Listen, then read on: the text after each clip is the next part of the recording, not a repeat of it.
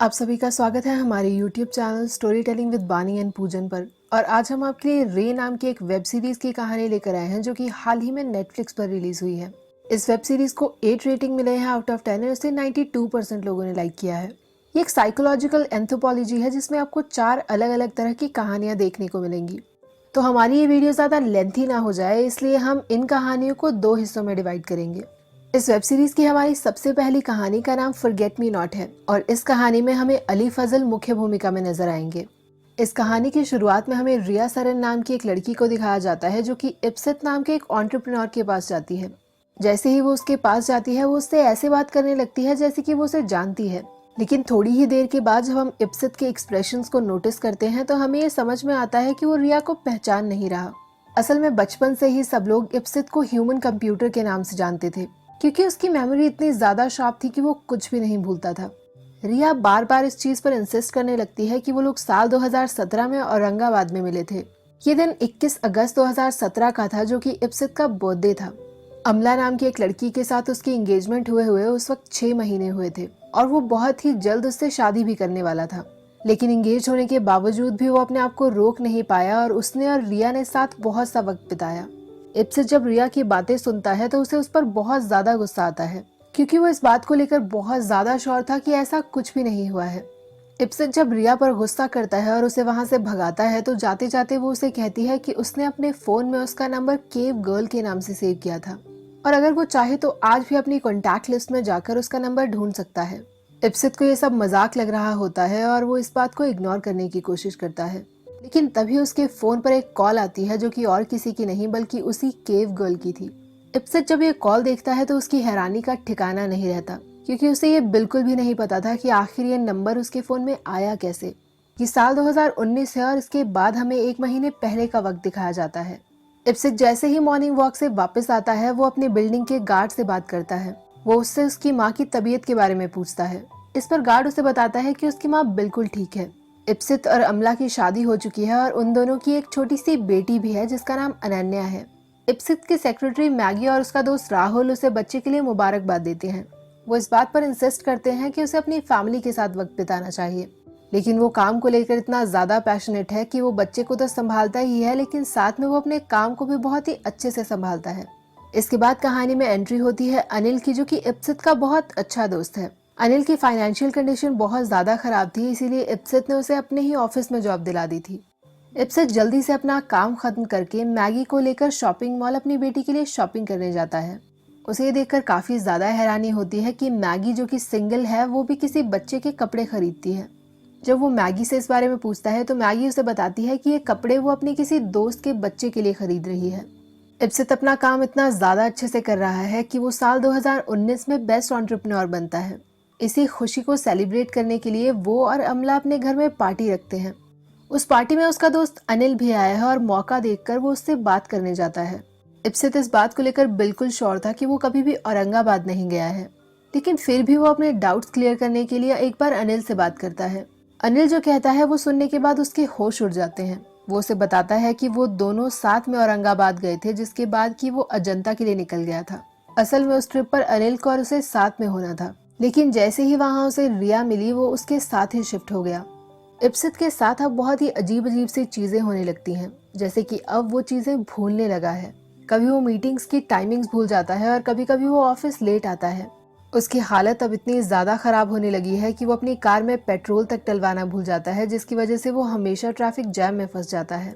जब उसे ये लगता है कि उसकी हालत दिन प्रतिदिन खराब होती जा रही है तो वो एक डॉक्टर से मिलता है। डॉक्टर उसे कहती है कि आमतौर पर ऐसा स्ट्रेस की वजह से हो सकता है या फिर ये भी हो सकता है कि वो डिमेंशिया से जूझ रहा हो।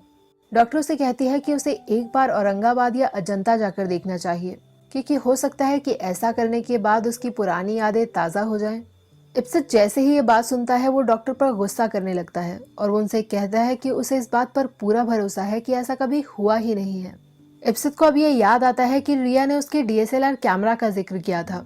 उसने ये कहा था कि जब वो दोनों औरंगाबाद में थे तो उन दोनों ने साथ में बहुत सी फोटोज क्लिक की थी। अब इप्सित गैरी को कॉल करता है और उसे कहता है कि उसके डीएसएलआर में कुछ पिक्चर्स पड़ी हैं और उसे इसी वक्त वो सारी पिक्चर्स चाहिए। जैसे ही इप्सित उन फोटोज को देखता है उसके पैरों के नीचे से जमीन खिसक जाती है। उसकी और रिया के साथ में बहुत सारी फोटोज थी जो कि औरंगाबाद और अजंता की थी। इप्सित इस बात पर इतना ज्यादा आपा खो देता है कि उसका एक्सीडेंट हो जाता है। इप्सित अब हॉस्पिटल में एडमिट है और इसीलिए राहुल और अमला उससे मिलने आते हैं। डॉक्टर उन दोनों से ये कहता है कि इप्सित को रेस्ट करने की जरूरत है, इसीलिए उन दोनों को घर चले जाना चाहिए। लेकिन जैसे ही वो दोनों घर के लिए निकलते हैं, मैगी इप्सित से मिलने आती है। इप्सित अब मैगी से कहता है कि एक बात उसे बहुत ज्यादा परेशान कर रही है। उसे आज भी अच्छी तरह से याद है कि उसके 30th बर्थडे पर वो और मैगी एक साथ थे।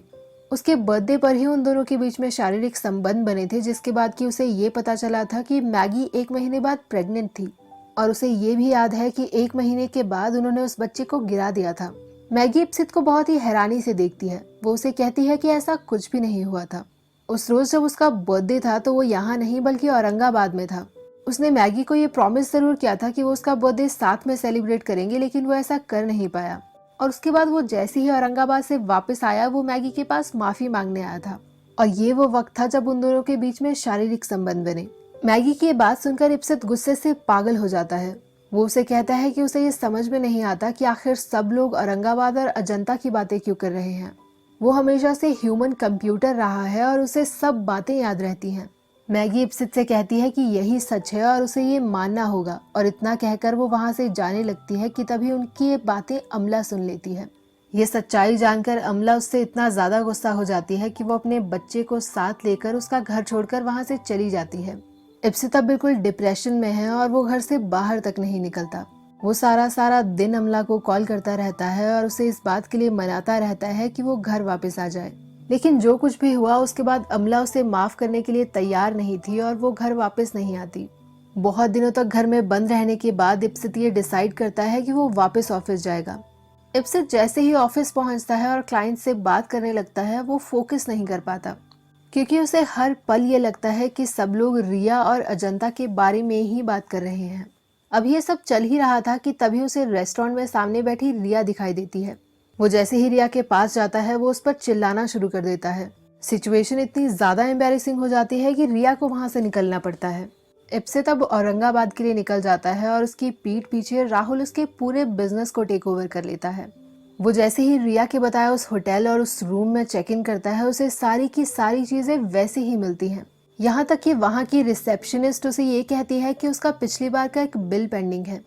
अब कहीं ना कहीं इप्सित के दिमाग में औरंगाबाद और अजंता की यादें बनने लगती हैं और देखते ही देखते वो बुरी तरह से पागल हो जाता है। अगले सीन में इप्सित को एक मेंटल हॉस्पिटल में दिखाया जाता है, जहाँ मैगी उसका ख्याल रख रही है। वो उसे कहती है कि उसकी बच्ची 4 महीने की थी और उसने तो उसका नाम भी सोच लिया था, लेकिन उसे मारिया को खोना पड़ा क्योंकि वो उस बच्चे के लिए तैयार नहीं था। वो पिछले 2 सालों से इन सब चीजों को सहन कर ही रही थी, लेकिन फिर एक रोज इप्सित उसे अपने बच्चे की शॉपिंग के लिए ले जाता है। उस रोज उसकी घिन का कोई ठिकाना नहीं रहा और वो यही सोच रही थी कि किस कदर कोई इंसान इतना घटिया हो सकता है कि जिसके बच्चे को उसने जान से मारा, उसी औरत को वो अपने नए बच्चे की शॉपिंग के लिए ले जा रहा है। और ये वो दिन था जब उसने ठान लिया कि वो उससे उसकी सबसे प्यारी चीज छीन कर रहेगी। उसके बाद उसने ऐसे लोगों को ढूंढना शुरू किया जो कि इप्सित को बर्बाद होता हुआ देखना चाहते थे। इस पूरे प्लान में मैगी की मदद राहुल, अनिल, गैरी और उसकी बिल्डिंग के वॉचमैन ने की। असल में इप्सित को अपने काम पर इतना ज्यादा घमंड होने लगा था कि उसने बोर्ड मेंबर्स के सामने राहुल को बिल्कुल नाकारा ही साबित कर दिया था। उन दोनों ने कंपनी एक गराज से शुरू की थी और उन दोनों का उसमें बराबर का हिस्सा था, लेकिन अब इप्सित अपने आप को उस कंपनी का इकलौता मालिक समझता था। अनिल भले ही उसका कॉलेज का दोस्त था, लेकिन फिर भी उसने उसे अपने ऑफिस में एक पियोन की जॉब दी थी और ये वो बात थी जिसने अनिल को अंदर से झकझोर कर रख दिया था। गैरी इप्सित का बचपन का दोस्त था और उसने जब उस बिजनेस को खड़ा किया था तो उसने उसे पार्टनरशिप ऑफर करने का वादा किया था, लेकिन अब इप्सित उससे बस अपने पर्सनल काम करवाता था। और गैरी ने इस पूरे प्लान में एक बहुत ही अहम रोल निभाया, क्योंकि गैरी इकलौता ऐसा इंसान था जो उसके सारे पासवर्ड्स को जानता था और वही वो इंसान था जिसके पास उसके कैमरा और उसकी कार का एक्सेस था। उसी ने कैमरा की सारी फोटोज के साथ छेड़छाड़ की और वही वो इंसान था जो उसकी गाड़ी का पेट्रोल निकाल देता था। इप्सित की बिल्डिंग के वॉचमैन की माँ की जब तबीयत खराब थी तो सब लोगों ने मिलकर उनके इलाज के लिए पैसे दिए थे, लेकिन इप्सित एक इकलौता ऐसा इंसान था जिसने वो सारे के सारे पैसे एक लोन की तरह दिए थे। और जैसे ही उसे ये पता चला कि वॉचमैन की माँ की तबीयत अब ठीक है तो उसने वो पैसे वापस भी मांग लिए और इस कहानी के आखिर में हमें सबसे इम्पोर्टेंट कैरेक्टर से मिलाया जाता है जो कि रिया है। और रिया और कोई नहीं बल्कि मैगी की खुद की बहन है।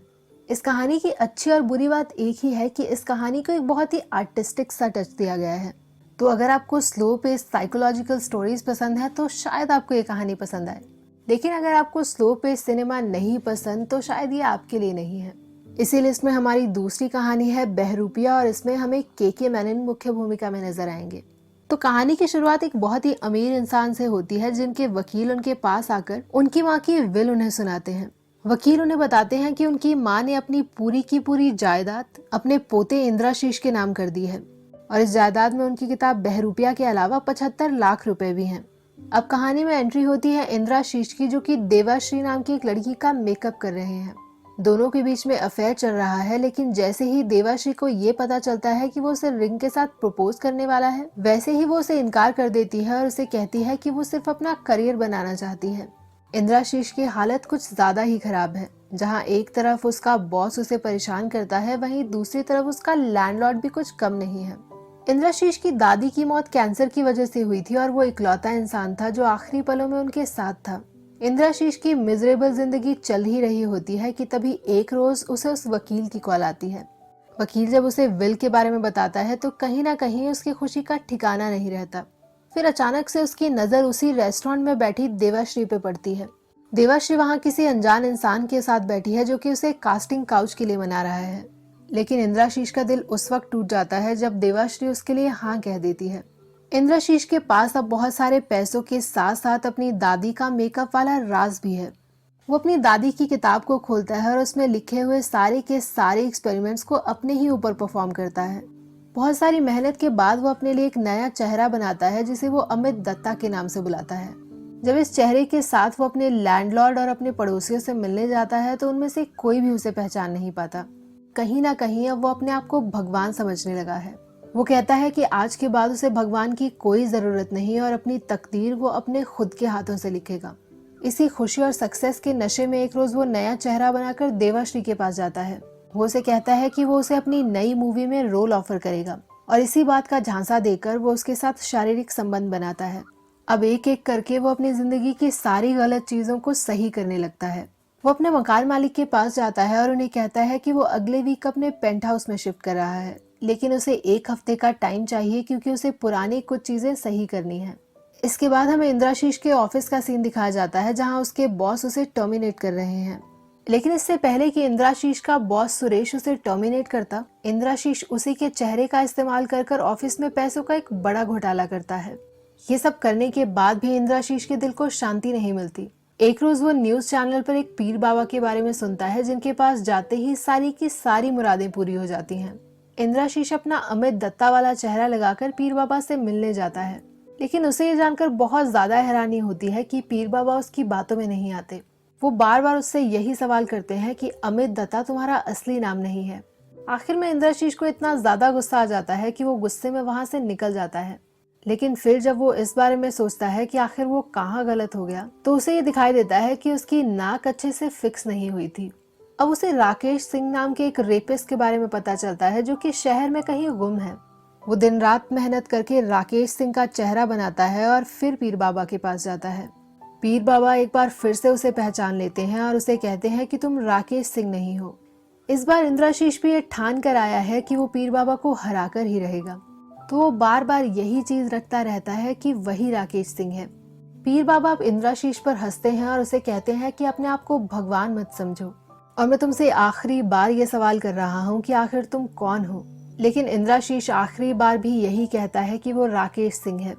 पीर बाबा अब उसकी बात मान जाते हैं और उसे कहते हैं कि तुम राकेश सिंह ही हो और वही रहोगे। और ये देखकर इंद्राशीष फूला नहीं समाता कि उसने पीर बाबा को आखिर में हरा ही दिया। लेकिन अब कमाल की बात यह है कि इंद्राशीष अब अपने मुंह से वो मेकअप निकाल नहीं पा रहा। सब लोग उसे राकेश सिंह समझकर उसे मारना शुरू कर देते हैं। भागते हुए वो एक सैलून में जाता है और अपना मेकअप निकालने की कोशिश करता है, लेकिन वो जितनी भी कोशिश करता वो मेकअप पूरी तरह से उसके मुंह पे चिपक गया है। आखिर में वो एक चाकू उठाता है और अपने माथे पर कट लगाता है, लेकिन उसे ये देखकर और भी ज्यादा हैरानी होती है कि उसके माथे से खून निकलने लगता है। लेकिन अब घबराहट के मारे वो इतना ज्यादा पागल हो चुका है कि अपनी आंखों से कॉन्टैक्ट्स निकालने के लिए वो अपनी आंखों में एक नुकीली चीज घोंप देता है और इसी के साथ हमारी कहानी खत्म हो जाती है। अगर मैं आपको बहरूपिया का एक फेयर रिव्यू दूं तो वो ये होगा कि के मेनन की माइंड ब्लोइंग एक्टिंग के अलावा मुझे इस कहानी में कुछ भी ऐसे खास अच्छा नहीं लगा। लेकिन हाँ, हम ये ज़रूर कह सकते हैं कि इस कहानी में एक बहुत ही इम्पोर्टेंट मैसेज छुपा था कि जब भी कोई इंसान भगवान बनने की कोशिश करता है या अपने आप को भगवान समझता है तो उसे बर्बादी के अलावा और कुछ नहीं मिलता। ये दोनों ही कहानियाँ अपने आप में काफ़ी ज़्यादा यूनिक थी, बट आने वाली 2 कहानियों में हमें मनोज वाजपेयी और हर्षवर्धन कपूर देखने को मिलेंगे और मैं इन दोनों पार्ट्स से ज़्यादा वो दोनों पार्ट्स को लेकर एक्साइटेड हूँ। तो हमारे साथ नेक्स्ट वीडियो में जुड़े रहिएगा और हमें कमेंट सेक्शन में बताइएगा ज़रूर कि आपको ये कहानियाँ कैसी लगी। So thank you so very much guys and stay tuned.